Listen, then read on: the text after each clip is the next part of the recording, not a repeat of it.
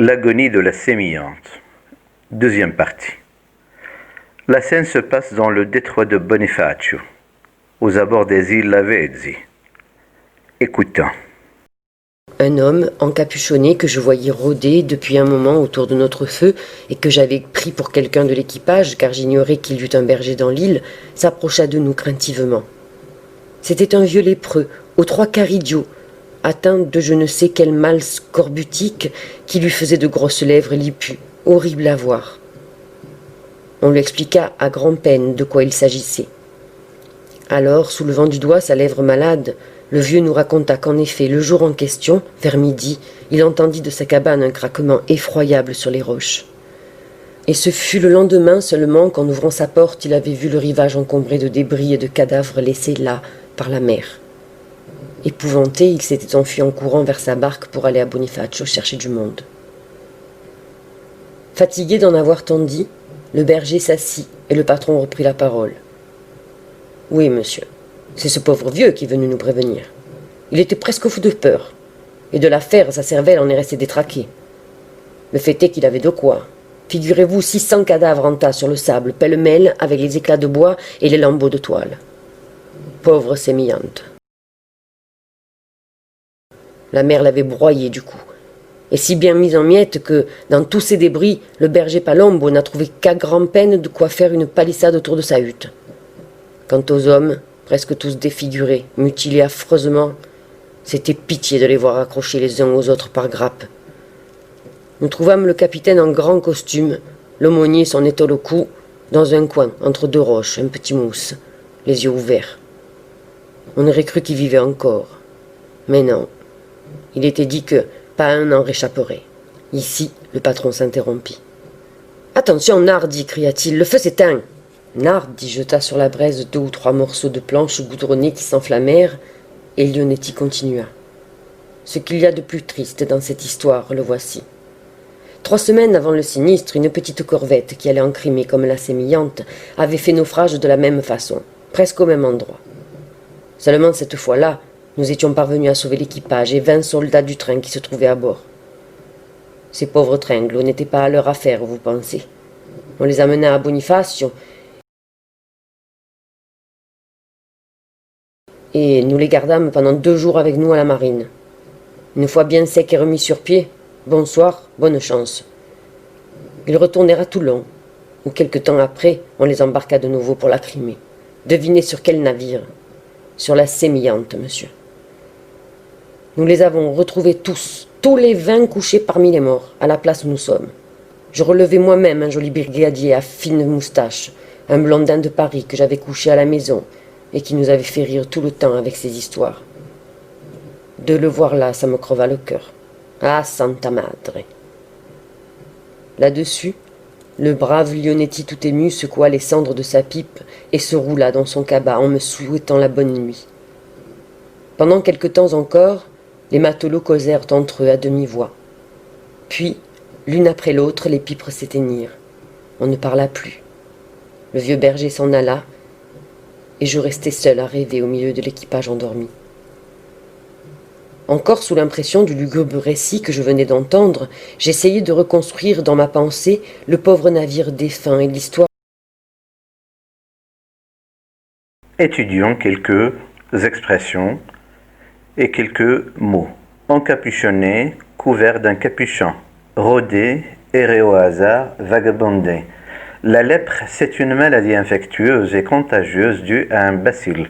Un lépreux, c'est quelqu'un qui est atteint de la lèpre. Et la lèpre, c'est une maladie. Le scorbut est une maladie due à l'insuffisance de la vitamine C dans l'alimentation. Détraqué, c'est un déséquilibré. Mutilé, une personne qui a une mutilation, une amputation, une ablation d'un membre, les mutilés de la guerre. Grappe, assemblage de fleurs ou de fruits. Corvette est une catégorie de petits navires de guerre. Tringalo, ce sont des militaires de train. Blondin se dit d'une personne à cheveux blancs. Voyons maintenant le témoignage de Palombo.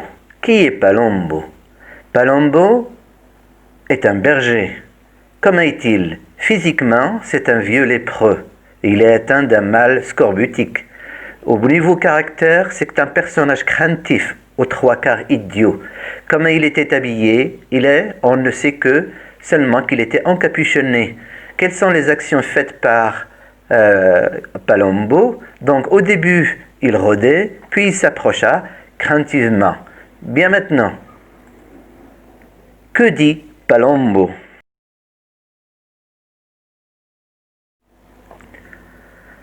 Palombo dit que ce jour-là, vers midi, il entendit un craquement, un bruit effroyable sur les roches. Il avait vu aussi que le rivage était encombré de débris et de cadavres. Et quels étaient les sentiments de Palombo à ce moment-là? Il était épouvanté, le pauvre, et il était fou de peur. Et d'après Leonetti, ce qu'il a vu l'a rendu déséquilibré. Maintenant, voyons l'explication de Leonetti.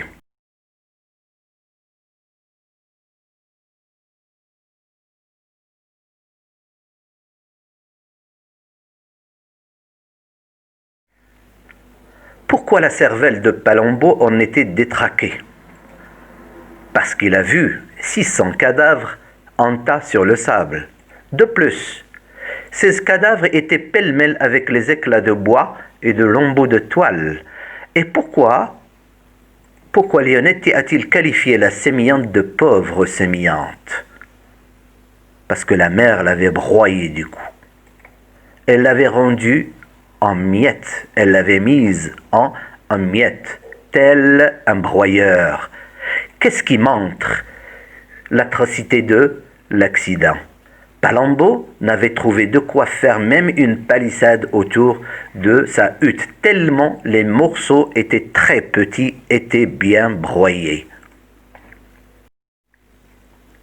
Et les hommes dans tout cela, ils étaient tous défigurés, mutilés affreusement. C'est une scène de guerre.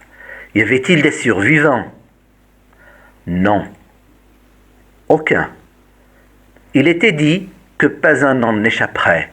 Le plus triste dans tout ça, c'est que 3 semaines avant le drame de la sémillante, une corvette, un petit bateau de guerre, qui emportait l'équipage et 20 tringalots, il a fait naufrage de la même façon et au même endroit.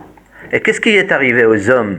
Les hommes ont été sauvés. Ils ont été emmenés à Bonifacio. Et puis de Bonifacio à Toulon. Et de Toulon, qu'est-ce qu'ils ont fait? Ils embarquèrent plus tard à bord de la sémillante.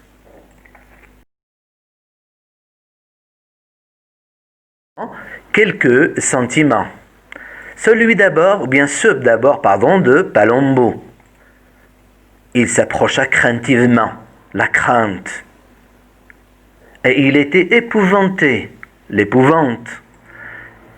Et il était presque fou de peur, la peur. Et Leonetti,